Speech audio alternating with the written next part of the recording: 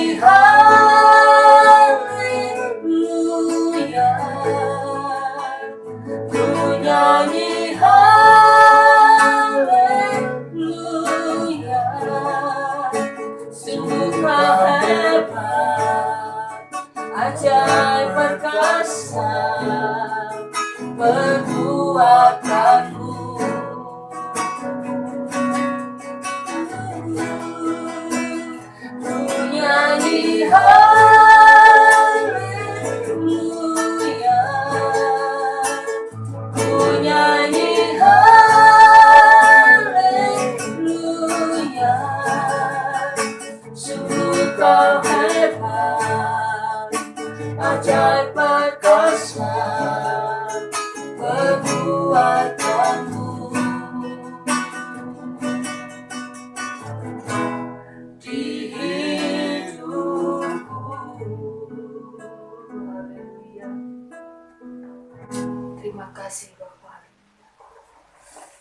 Segala puji dan syukur kami hanya naikkan kehadirat-Mu. Karena Engkau Bapa yang layak kami sembah, kami tinggikan pada pagi hari ini. Terima kasih buat kesempatan pada pagi hari ini Bapa. Kami boleh ada sampai saat ini. Ini semua karena kemurahan-Mu, karena kebaikan-Mu Bapa. Bapa menyertai ibadah online kami pada pagi hari ini dari awal, pertengahan sampai akhir Bapa. Biar Engkau yang mengurapi dari pemimpin pujian, pemain musik, bahkan hamba-Mu yang akan membawa kebenaran firman-Mu. Biar kami ada kesatuan yang baik Bapa. Boleh kami memuji, membesarkan nama-Mu pada pagi hari ini dan boleh layak masuk hadirat-Mu Bapa. Terima kasih Bapa di surga, terima kasih. Kami akan mulai ibadah kami pada pagi hari ini. Hanya di dalam nama Tuhan Yesus Kristus kami sudah berdoa dan mengucap syukur. Haleluya. Amin. Puji nama Tuhan, selamat pagi Bapak Ibu saudara sekalian yang dikasih oleh Tuhan. Kita bertemu lagi pada ibadah online kita pada pagi hari ini. Bila pagi hari ini kita akan memuji membesarkan nama Tuhan. Karena hanya Dialah yang layak terima pujian penyembahan kita pada pagi hari ini. Kita angkat pujian, segala puji syukur hanya bagi-Mu Tuhan. Haleluya.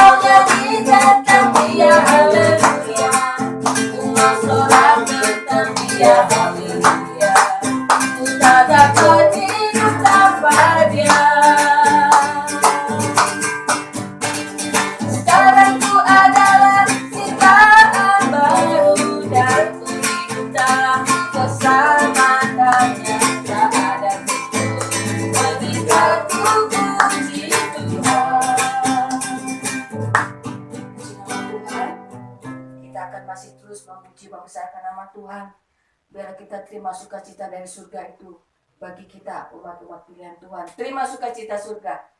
Itulah kekuatan bagi jiwa. Haleluya.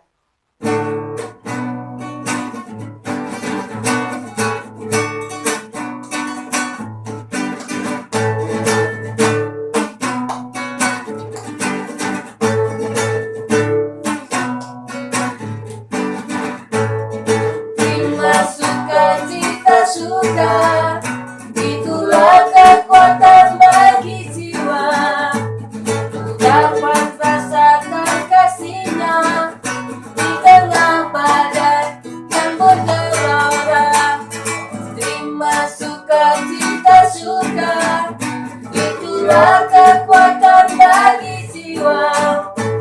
Ku dapat saksikan kuasa-Nya, taklukkan badai yang bergelora. Haleluya, Kau ada dalam hatiku.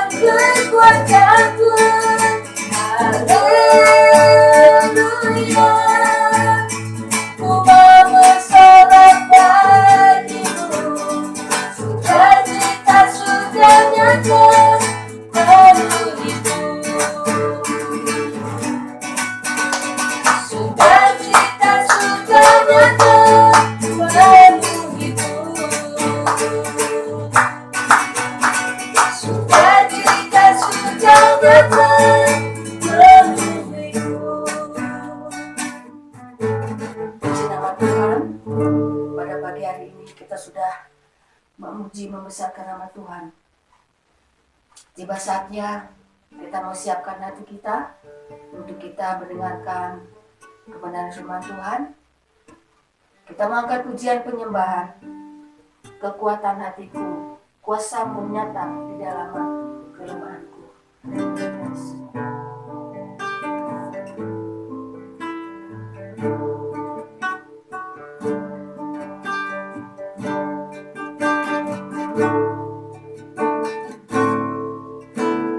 Kuasamu nyata di dalam kelemahanku, kekuatanmu menopang seluruh hidupku. Dari mana datang pertolonganku? Hanya Yesus pertolonganku. Kuasamu nyata di dalam kelemahanku, kekuatanmu menopang seluruh hidupku. Dari mana datang pertolonganku? Hanya Yesus pertolonganku. Engkaulah sumber kekuatan hatiku, tempat persembunyianku. Engkau penolong di saat susahku, tempat perlindunganku. Kebenaran dan barisan di hidupku. Musik saja menentukan pujian ini. Kami ambilkan pujian ini, Bapa. Di saat kami lemah, itulah menjadi kekuatan kami, Bapa. Karena Engkau selalu ada buat kami, Bapa. Engkau tidak pernah meninggalkan kami sedetik pun, ya Tuhan. Engkau yang setia menolong setiap kehidupan kami, ya Bapa. Kami bersyukur kami mempunyai Allah begitu baik dalam kehidupan kami, ya Tuhan. Haleluya, Yesus. Terima kasih Bapa, terima kasih Yesus. Terima kasih Yesus, haleluya Yesus. Terima kasih Bapa, haleluya Yesus. Engkaulah sumber kekuatan hatiku, tempat persembunyianku.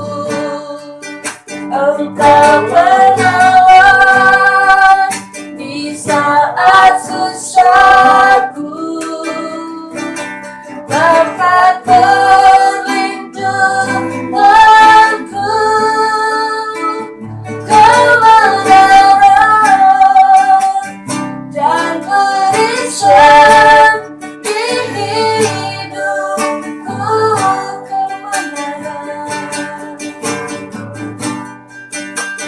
Kebenaran dan barisan di hidupku. Haleluya, haleluya. Terima kasih Bapa di surga, terima kasih Bapa yang baik. Kami sudah memuji, membesarkan nama-Mu lewat persembahan puji-pujian kami, ya Bapa. Biar kiranya persembahan puji-pujian kami menjadi persembahan yang harum di hadirat-Mu, ya Bapa. Dan sebentar kami akan mendengarkan firman-Mu. Biarlah firman-Mu boleh mengajarkan kami, Bapa, agar kami tambah hari tambah dekat akan Engkau, berserah akan Engkau, ya Bapa. Karena Engkau yang menjadi kekuatan dalam kehidupan kami, Bapa. Layakkan hamba-Mu yang akan membawa firman-Mu, ya Bapa. Terima kasih Bapa surga, terima kasih. Inilah doa kami Bapa, dan kami siap dengarkan firman-Mu. Hanya di dalam nama Tuhan Yesus Kristus kami sudah berdoa dan mengucap syukur. Haleluya. Amin.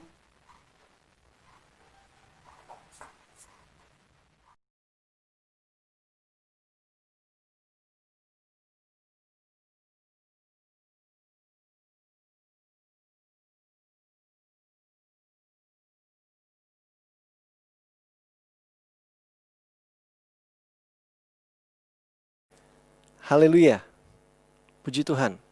Selamat pagi Bapak Ibu, salam sejahtera dalam kasih Tuhan Yesus Kristus.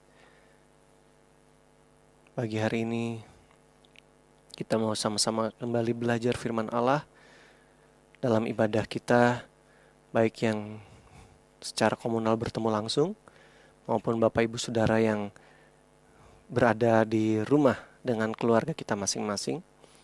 Pagi hari ini, firman Tuhan dengan judul Empunya Kerajaan Sorga. Empunya Kerajaan Sorga. Beberapa minggu ini, ya kurang lebih 1 minggu yang terakhir, tentu kita seluruh jemaat juga mengucapkan turut berduka cita ya bagi jemaat kita yang ditinggalkan oleh keluarga, orang yang dikasihi. Memang seminggu terakhir ini, hampir 2 minggu, bertepatan juga Bapak Ibu, beberapa hamba Tuhan juga dipanggil Tuhan pulang ke pangkuan Bapa di surga. Dan berita itu cukup banyak. Beberapa hamba Tuhan yang cukup dikenal, khususnya pendeta GPDI. Sehingga ketika jemaat kita juga keluarganya mengalami kehilangan, lalu saya bertemu juga dengan sepupu saya. Kami merayakan ulang tahun anaknya. Dan dalam perjumpaan kami itu sebuah percakapan singkat mengenai sorga. Jadi memang peristiwa itu berturut-turut ya. Bagaimana orang terkadang waktu membahas soal sorga atau kematian, maka beberapa orang itu sepertinya ya menolak kalau menghadapi kematian. Dan itu adalah orang-orang percaya juga, itu kenyataannya. Ketika mau berbicara tentang sorga, kerinduan ke sana, terus orang-orang kadang mereka berkata, jangan dulu berbicara tentang hal-hal itu, kematian, nanti kita terlalu cepat dipanggil Tuhan. Yang memang menarik juga ketika membahas soal sorga, lalu sepupu saya katakan yang banyak dilihat orang adalah dicari orang, dibahas orang, di sorga itu banyak emas, lantainya emas, dindingnya permata dan seterusnya. Yang mereka lihat juga pandang lagi-lagi hanya soal materi seperti di dunia. Dan saya ingat dalam satu khotbah John Piper, bagaimana itu juga membuat merenung ya, kita bisa merenung. Dia katakan, kalaupun kita sampai ke surga, tapi pribadi Yesus tidak ada di sana, maka dia katakan, surga itu jadi tempat yang mengerikan. Ya tentu ini bagi orang-orang yang memang betul-betul mereka merasakan kasih, mereka benar-benar sumber sukacita, kerinduan, harta mereka itu adalah Yesus Kristus ya. Sehingga bisa berkata seperti itu. Padahal di benak kita, wah sorga emas, permata udah senang. Tapi pembicara ini John Piper katakan, harus ada Yesusnya. Kemudian sorga itu menjadi tempat yang menyenangkan, penuh dengan sukacita. Dan saya nggak tahu kita juga apa yang kita rindukan sih saat kita berbicara tentang kerajaan sorga, apakah tadi seperti tadi sepupu saya katakan, apa yang kita bayangkan tempat itu yang penuh dengan emas, penuh dengan permata, hal-hal yang mulia, ataukah pribadi Yesus yang benar-benar kita nantikan di sana nanti bertemu dengan Dia? Ya, ataupun juga apakah kita tadi takut ketika kita berbicara mengenai kematian? Sampai saudara di Sabtu pagi, saya juga tidak kebetulan melihat khotbah salah satu pendeta Huta Barat ya. Bagaimana dengan ringannya, dengan enaknya dia mengatakan soal kematian. Misalnya orang yang kanker justru itu dapat jalan cepat untuk ke sorga. Tapi kenapa orang kebanyakan sangat takut, mengerikan untuk menghadapi hal-hal semacam itu? Ya itulah yang kemudian dalam pembahasan firman Tuhan, dalam pembelajaran firman Tuhan, mau saya bagikan buat kita semua mengenai yang mempunyai kerajaan surga di Matius pasal 5. Matius pasal 5 ini adalah ucapan bahagia dari Yesus, sangat dikenal. Rangkaian dari khotbah Yesus ketika di bukit, dan ini adalah ucapan bahagia atau ucapan berkat. Dalam bahasa Inggris dikenal dengan Beatitudes. Saudara, tentu ada berbagai macam, tetapi yang akan kita lihat khusus beberapa ayat yang di situ jelas sekali maknanya adalah penekanannya ini mereka adalah orang-orang yang mempunyai kerajaan surga. Saya baca Matius pasal 5 mulai ayat 2. Maka Yesus pun mulai berbicara dan mengajar mereka, katanya, berbahagialah orang yang miskin di hadapan Allah, karena merekalah yang mempunyai kerajaan sorga. Ini yang pertama. Berbahagialah orang yang miskin di hadapan Allah, karena merekalah yang mempunyai kerajaan sorga. Lalu beberapa ayat selanjutnya di ayat 10. Berbahagialah orang yang dianiaya oleh sebab kebenaran, karena merekalah yang mempunyai kerajaan sorga. Berbahagialah kamu jika karena aku kamu dicela dan dianiaya dan kepadamu difitnahkan segala yang jahat. Bersukacita dan bergembiralah, karena upahmu besar di sorga. Sebab demikian juga telah dianiaya nabi-nabi yang sebelum kamu. Memang ucapan bahagia, ucapan berkat Yesus ini benar-benar membongkar pemahaman umat atau manusia pada waktu itu. Ukuran bahkan sampai kepada zaman kita sekarang juga. Ukuran kebahagiaan itu bisa dilihat dari materi, kedudukan, dan sebagainya. Tetapi dari beberapa ayat yang kita baca, kok berkebalikannya? Yang dikatakan berbahagia, yang miskin di hadapan Allah, lalu juga yang dikatakan berbahagia, mereka yang dianiaya, dicela, difitnah.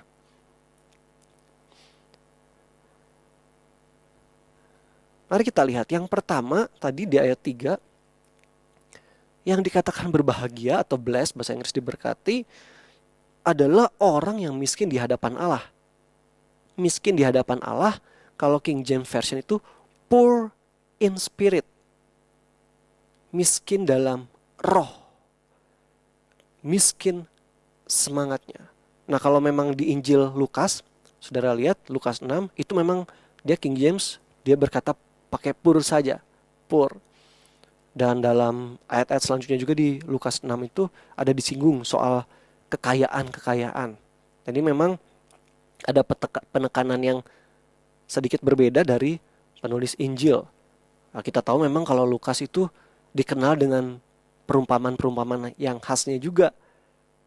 Yang dia tulis, yang disampaikan Yesus itu diantaranya mengenai orang kaya yang bodoh, itu di Lukas. Saudara bisa lihat juga orang kaya dan Lazarus yang miskin. Jadi memang dia cukup concern kepada hal mengenai yang miskin ataupun yang kaya secara materi. Di Matius pasal 5 ayat 3 ini poor in spirit. Apa yang dimaksud poor in spirit, miskin di hadapan Allah ini? Dalam beberapa komentari dikatakan seperti ini.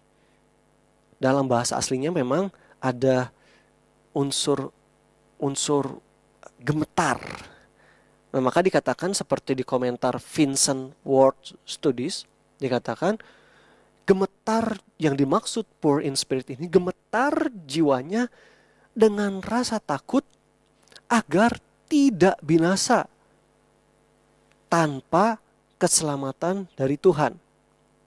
Atau kesadaran bahwa untuk masuk kerajaan sorga tidak dapat dengan usaha sendiri, melainkan hanya dengan belas kasihan Tuhan yang cuma-cuma.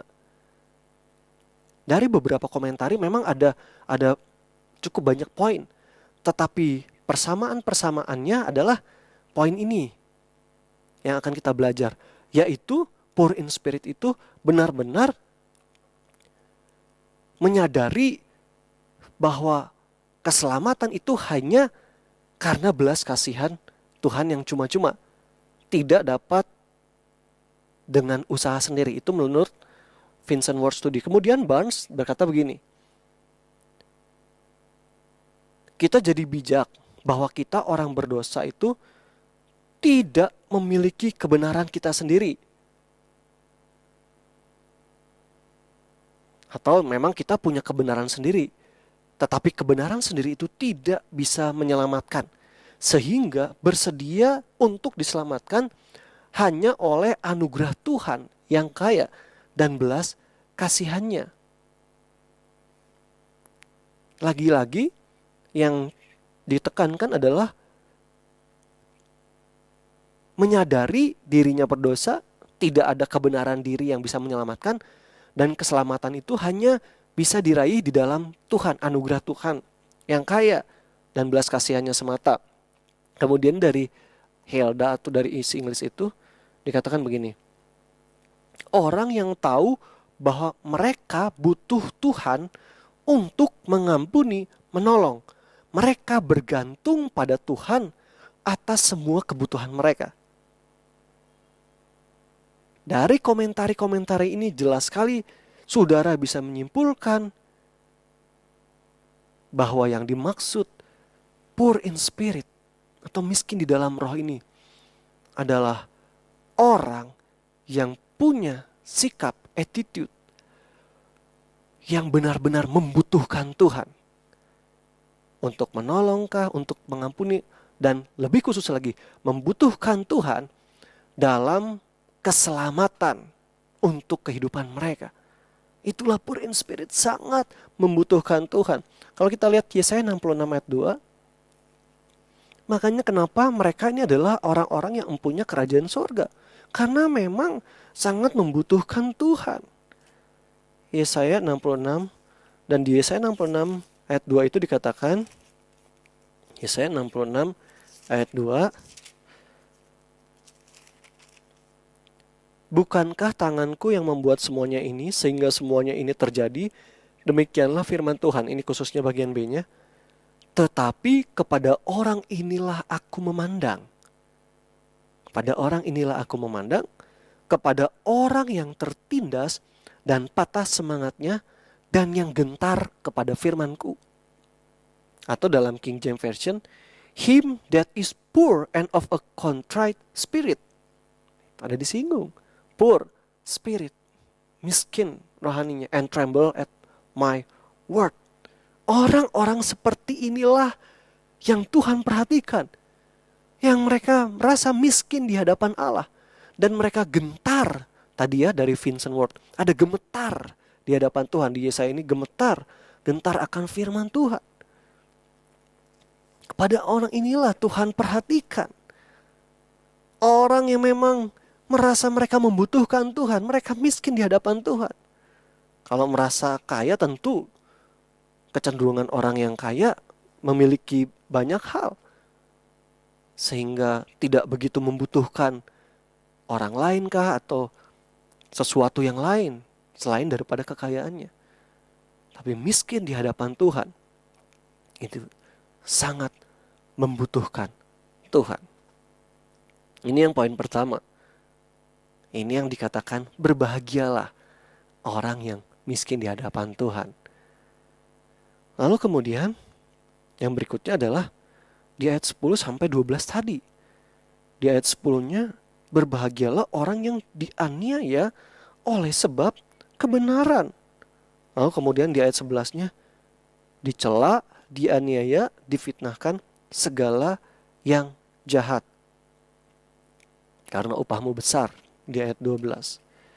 Beberapa hari yang lalu juga saya sempat Bapak Ibu melihat YouTube channel dari seorang hamba Tuhan, dan bertepatan YouTube channel konten isinya yang saya lihat adalah ada dua orang yang mereka berbalik dari agama yang lama lalu berbalik untuk percaya kepada Isa Al-Masih.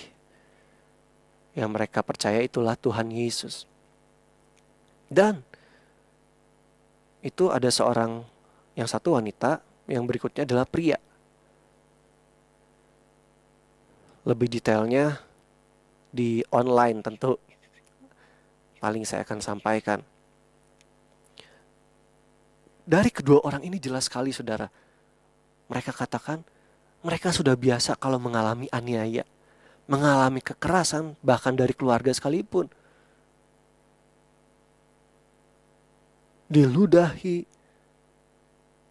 kedua orang ini karena kondisi kehidupan yang lamanya berbalik sekarang kehidupan yang baru. Tapi justru mereka bersyukur, menurut mereka itu kasih karunia Tuhan. Salah satunya yang ibu bukannya percaya kepada Yesus lalu seperti umumnya orang sudah suka katakan ya, kemudian dapat berkat, berlimpah, enggak, tapi justru itu yang dialami. Di sini juga Yesus sudah bilang, kamu dicela, kamu dianiaya, kamu difitnahkan oleh karena kebenaran, tadi ayat 10. Dianiaya oleh sebab kebenaran, tapi berbahagia. Tentu contoh yang kita bisa lihat juga langsung ya pada diri Yesus. Dia dianiaya, tetapi kepada kamu pengikutnya. Contoh kemudian kita bisa lihat dalam diri Stefanus, Kisah Rasul pasal 7. Bagaimana dia kemudian dilempari dengan batu. Itu dialami. Kemudian kita lihat 2 Timotius pasal 3.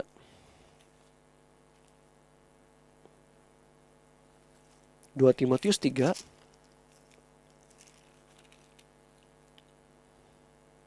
ayat 10 sampai 14.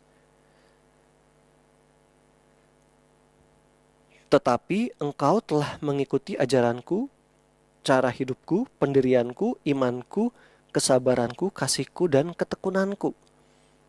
Engkau telah ikut menderita penganiayaan dan sengsara seperti yang telah kuderita di Antiokhia dan di Ikonium dan di Listra. Engkau telah ikut menderita penderitaan, penganiayaan. Ini Timotius ya yang masih muda. Semua penganiayaan itu kuderita dan Tuhan telah melepaskan aku daripadanya. Saudara, tapi ingat baik-baik ya. Sekalipun menderita, Paulus juga, tapi Tuhan melepaskan aku.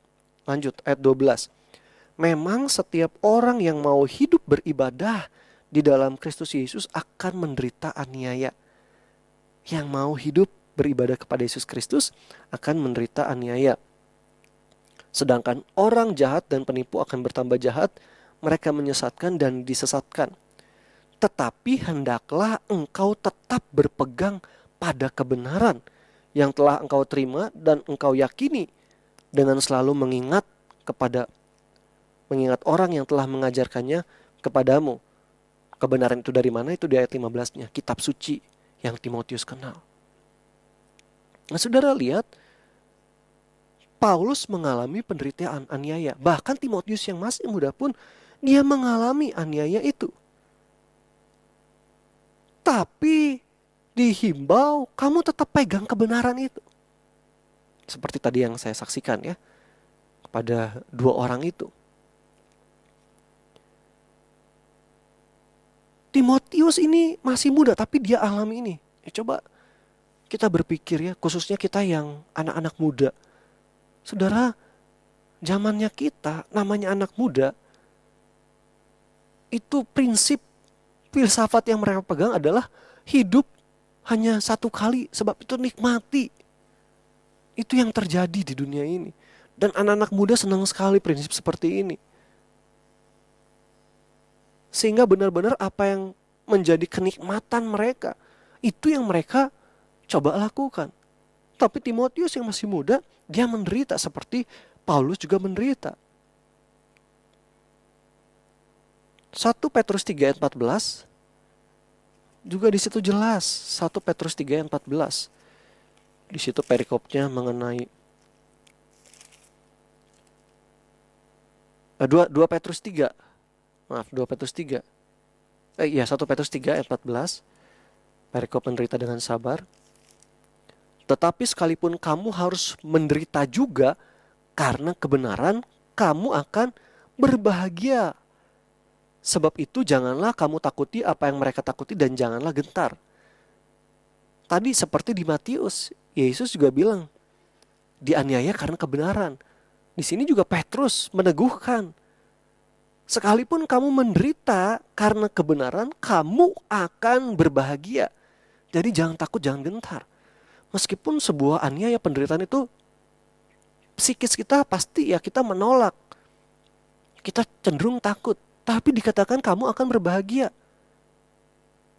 Sebab itu tadi di Timotius, kenapa kita kemudian Petrus bilang jangan takut, jangan gentar. Selain memang kita pasti nanti akhirnya bahagia, tapi juga tadi di Timotius dikatakan, seperti Paulus alami, Tuhan melepaskan aku dari semua itu. Jadi jemaat, sekalipun aniaya itu dialami, tapi yang pasti Tuhan akan melepaskan.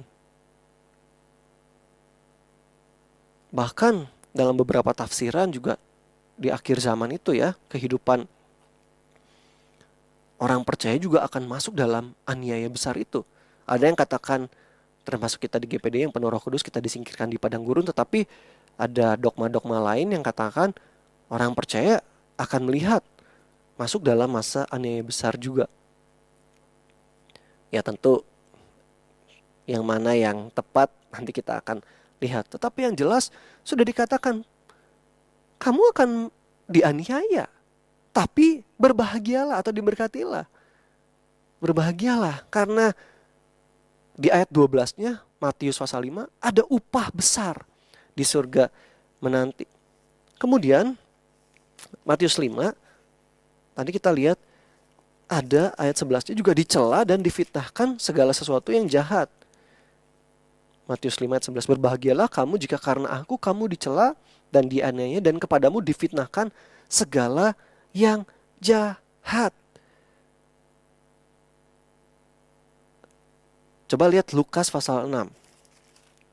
Lukas pasal 6. Lukas pasal 6 ayat 22. Berbahagialah kamu jika karena anak manusia orang membenci kamu. Dan jika mereka mengucilkan kamu dan mereka mencela kamu serta menolak namamu sebagai sesuatu yang jahat. Saudara lihat, orang kalau karena kita percaya kepada Yesus, orang akan benci, lalu mengucilkan, dicela, menolak namamu sebagai sesuatu yang jahat. Ketika orang dengar nama kita, itu dianggap, difitnahkan segala sesuatu jahat tentang kita. Itulah yang saya sampaikan. Tapi berbahagialah kamu atau diberkatilah kamu. Di surat Petrus juga, tadi mengenai menderita itu, 1 Petrus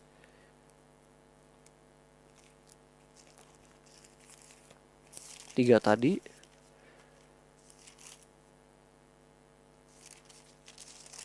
Ayat yang ke-16, dan dengan hati nurani yang murni, supaya mereka yang memfitnah kamu karena hidupmu yang saleh dalam Kristus menjadi malu karena fitnahan mereka itu. Ya, ada kemungkinan bahwa orang-orang bisa memfitnah kita. Tetapi kita harus pegang kebenaran. Supaya mereka malu kalau tidak mendapati sesuatu yang salah terhadap diri kita. Saudara, tidak kebetulan juga saya sedang mengerjakan tugas kuliah. Tugas ini filsafat, dan kemudian di bagian saya filsafat patristik. Filsafat yang muncul oleh bapak-bapak gereja. Mengambil filsafat yang dulu juga, filsafat Yunani, Plato dan sebagainya. Tapi bapak-bapak gereja ini mereka mendasarkan filsafat itu dari kitab suci juga. Jadi diperbandingkan atau bahkan ada yang menolak filsafat. Nah, filsafat patristik ini, dan di situ dikatakan di dalam buku itu, buku yang saya coba ringkas, bagaimana memang pada zaman bapak-bapak gereja itu, zaman setelah Yesus tentu ya, abad-abad awal Masehi, memang ternyata orang-orang Kristen pengikut Yesus itu memang selain kita tahu seperti apa yang dilakukan Saulus waktu itu terhadap Stefanus, ada aniaya, tapi juga bagaimana memang difitnahkan segala yang jahat tentang mereka. Itu ada, saudara, di buku filsafat itu. Jadi memang itu kan umum ya, filsafat. Pasti orang yang mempelajari filsafat, bukan hanya orang Kristen, juga pasti tahu hal ini, karena itu masuk dalam waktu di mana filsafat demi filsafat zaman ke zaman itu berganti-ganti. Jadi memang dicela orang Kristen, difitnahkan segala sesuatu yang jahat.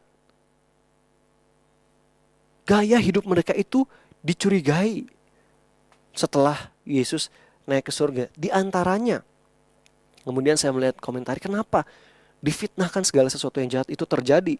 Di antaranya, saudara, kalau kita lihat mengenai tubuh dan darah Yesus, Matius 26, 1 Korintus 11, ayat-ayat untuk perjamuan Tuhan itu biasanya bagaimana makan roti gambaran tubuh, minum anggur gambaran darah Yesus. Lalu kalau kita 2 minggu lalu, saudara ingat Yohanes 6, makan dagingku dan minum darahku. Dari ayat-ayat itu kan dari kitab suci. Nah, orang dianggap, orang Kristen pengikut Yesus ini gaya hidupnya menyembah Tuhan, tapi seperti penyembah-penyembah berhala masa lalu. Mereka mengorbankan anaknya, bahkan dicurigai karena dikatakan makan dagingku dan minum darahku. Dicurigai orang-orang Kristen ini menyembelih anak-anak mereka dan memakannya. Itu yang ada di komentari ya. Jadi difitnah orang-orang itu. Makanya bapak-bapak gereja itu dengan filsafatnya berupaya membela, berapologit kehidupan orang-orang percaya pada waktu itu. Dan bukan hanya itu, lalu seperti ayat di Roma 16 ayat 16. Di situ dikatakan bersalam-salaman dengan cium kudus. Sehingga orang mencurigai lagi, mereka memfitnah bahwa kehidupan orang Kristen itu tidak bermoral. Mereka bermain-main dengan percabulan, dengan persinahan berdasarkan ayat-ayat itu. Itu yang terjadi. Betul yang dikatakan Yesus rupanya. Kamu tuh akan dianiaya, akan dicela, akan difitnahkan segala yang jahat. Tapi ayat 12-nya, bercukacita dan bergembiralah karena upahmu besar di sorga, sebab demikian juga telah dianiayai nabi-nabi yang sebelum kamu. Itu kita lihat di 2 Tawarik pasal 36 ayat 16. 2 Tawarik 36 ayat 16.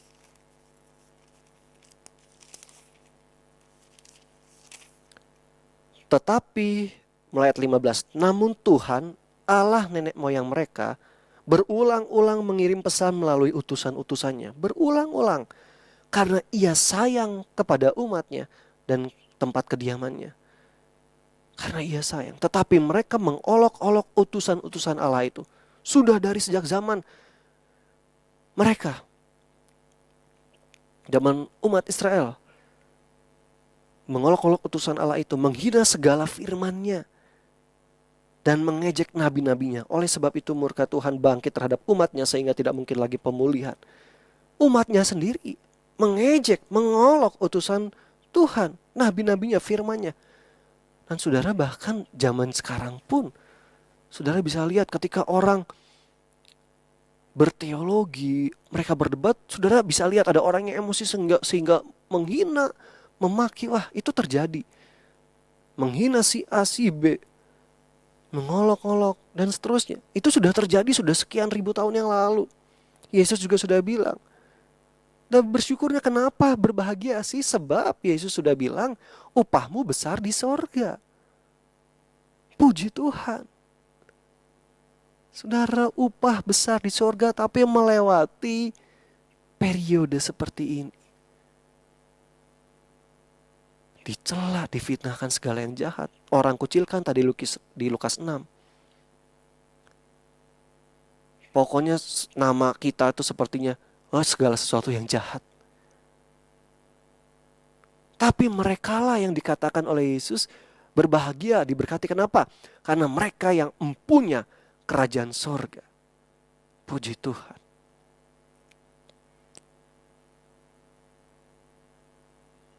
Haleluya.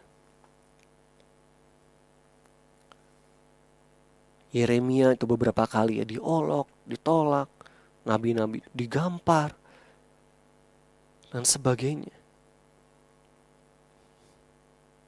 Mari Bapak Ibu, pagi hari ini, kalaupun saudara merasakan seperti apa yang ditulis oleh ayat ini, saudara selama ini merasa kok saya orang yang rasanya menderita terus, masalah demi masalah terus. Padahal saya mengikuti Yesus, saya berjalan dalam firman Tuhan. Tapi kok saya kelihatannya orang paling menderita di dunia ini. Belum lagi saya difitnah orang karena keputusan yang saya ambil, atau karena ya begini saya masalah demi masalah, orang bukannya menolong, mendorong saya, tapi malah dihakimi. Jangan-jangan kamu melakukan kesalahan, jangan-jangan kamu tidak bertobat dan sebagainya. Orang-orang malah mencela. Jangan-jangan kamu tidak taat pada Alkitab, atau jangan-jangan kamu gak beri persembahan, perpuluhan dan sebagainya. Kadang orang begitu. Kita dicela, difitnahkan segala yang jahat. Mari Bapak Ibu, Yesus katakan kepada kita, berbahagialah, bahasa Inggris diberkatilah. Kenapa? Karena karena kebenaran, bukan karena kesalahan memang kekeliruan kita, tetapi karena kebenaran, kita sampai mengalami aniaya, dicela, difitnah, upah kita besar di surga. Dan jangan lupa poin yang pertama tadi, kita adalah orang yang sangat membutuhkan Tuhan. Dan kiranya walaupun kita menderita begitu, saudara, terus masalah demi masalah yang kita alami justru membuat kita teguh terus, memegang kebenaran kita teguh terus sampai kapanpun. Kita mau percaya kepada Dia, bersandar, berharap kepada Dia. Seperti poin pertama tadi, poor in spirit. Kita benar-benar membutuhkan Tuhan. Kita gak bisa lagi berharap kepada orang lain, karena orang lain malah memfitnah kita, menjelekkan kita. Tapi kita benar-benar, Tuhan, kebutuhan saya hanyalah Engkau. Karena Engkau yang memberikan saya kerajaan sorga itu. Tanpa Engkau segala sesuatu tidak berarti. Dan hanya Engkaulah Yesus yang membuat saya bahagia, bersuka cita. Boleh melewati segala cela, aniaya, segala derita. Seperti tadi yang dikatakan Paulus di surat Timotius. Tuhan melepaskan aku dari semuanya ini. Dan Tuhan yang sama yang dicatat dalam firman Allah, yang dipercaya oleh Timotius, Paulus, Yesus yang berfirman untuk kita, Dia Allah yang juga akan melepaskan kita dari segala kesulitan hidup kita. Puji Tuhan, kasih karunia damai sejahtera menyertai kita semua. Haleluya. Mari sembah Dia. Haleluya.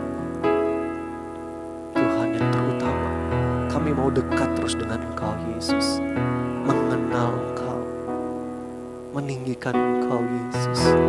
Haleluya, puji Tuhan. Haleluya, puji Tuhan. Haleluya, makasih Tuhan. Engkau yang meneguhkan kami. Kami milik Engkau Yesus. Pribadi-pribadi yang empunya kerajaan surga. Haleluya. Kau Bapa yang mengasihiku, kuasa-Mu memulihkanku, hati yang baru Kau berikan untukku dapat melihat rencana-Mu indah bagiku. Kau ada di setiap jalanku. Hatiku haus dan lapar akan Engkau. Kau segalanya, Kaulah segalanya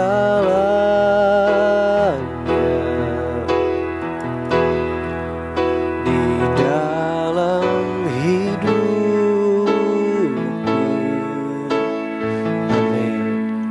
Kerajaan-Mu, kebenaran-Mu, itu bagianku. Amin. Kaulah yang kupandang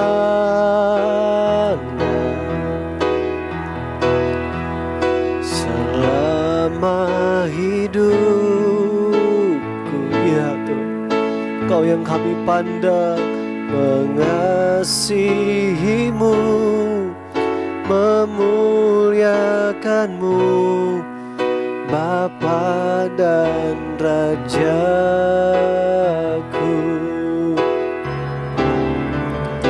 Kaulah segalanya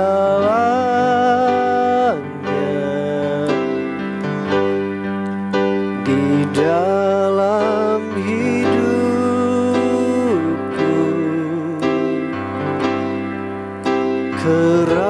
Kerajaan-Mu, kebenaran-Mu, itu bagianku.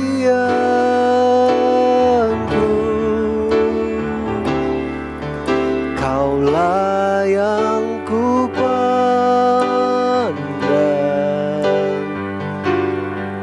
selama hidupku,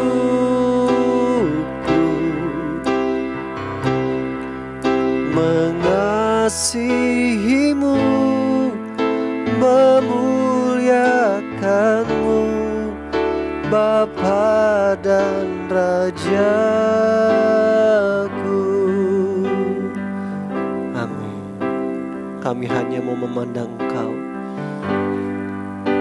Kami tahu kami terima keselamatan hanya oleh anugerah-Mu Tuhan. Inilah kami di hadapan Engkau Tuhan. Kami miskin di hadapan-Mu Tuhan. Kami sangat membutuhkan Engkau. Engkaulah keperluan kami. Engkaulah segalanya. Haleluya. Yang terutama di dalam hidup ini, meninggikan nama Yesus. Yang terutama di dalam hidup ini, meninggikan namanya.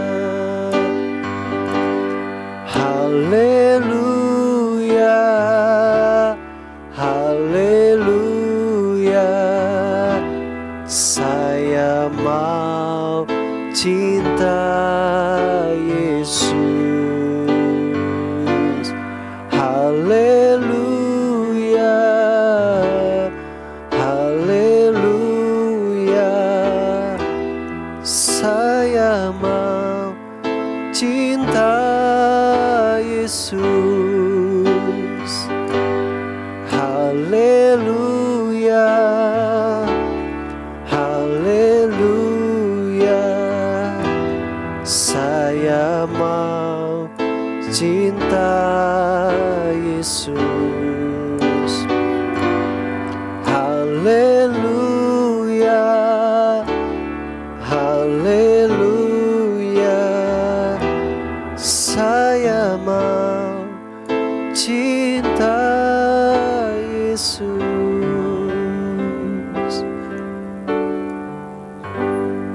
Haleluya. Terima kasih Tuhan. Firman-Mu yang menghibur kami, Firman-Mu yang menguatkan kami. Sekalipun kami dianiaya, sekalipun kami dicela, difitnahkan segala yang jahat ya Tuhan, tapi kami bersyukur jika itu kami terima oleh karena kebenaran, oleh karena Engkau Yesus.